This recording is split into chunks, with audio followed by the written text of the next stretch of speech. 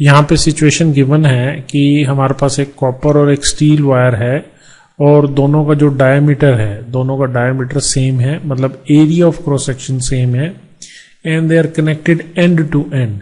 तो this is a steel wire, this is a copper wire, और यहाँ end to end ये connected है, ठीक है, और दोनों का डायमीटर मतलब area of cross section same है। ये कह रहा है a deforming force F is applied to this composite wire. So here we have this force that is applied to this composite wire causes an total elongation of 1 centimeter. Means here the elongation in steel plus elongation in copper, that is equal to 1 centimeter. Clear? तो कह रहा है कि the two wires will have, तो here you have to tell that whether they have the same stress or same strain.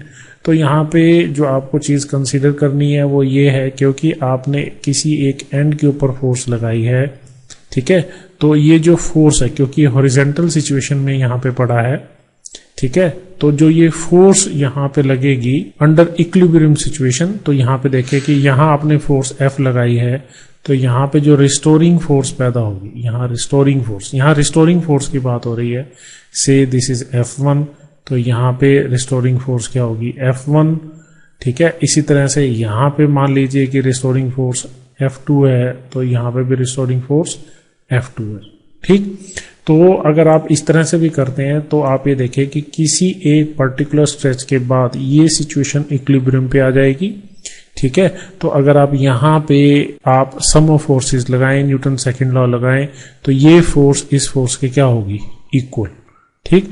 तो F1 के बराबर होगा, F1 F के बराबर होगा, और यहां पे भी सेम उसी तरह से सम ऑफ फोर्स जो आएगा that will become 0 because the wire is not accelerating, it is just being elongated up to 1 centimetre only, ठीक है। तो यहां पे जो है F1 F2 के बराबर आएगा। तो इसी तरह इस पूरी वायर के अंदर जहां कहीं भी आप देखेंगे, ठीक है, तो अगर हम रिस्टोरिंग फोर्सेस की टर्म में बात करेंगे तो that is same in the wire, ठीक है। तो अगर आप ये चीज कंसीडर करें कि जो फोर्स रिस्टोरिंग फोर्स एक्ट कर रही है किसी भी एक पर्टिकुलर क्रॉस सेक्शन के करस्पॉन्डिंग, तो फोर्स सेम है और area of cross section same दिया हुआ है, इसलिए जो स्ट्रेस होगा वो पूरी वायर के अंदर, इस कंपोजिट वायर में हर पॉइंट पे स्ट्रेस जो होगा that will be same. But क्योंकि इसका यंग्स मॉडुलस स्टील का और यंग्स मॉडुलस कॉपर वायर का ये सेम नहीं है।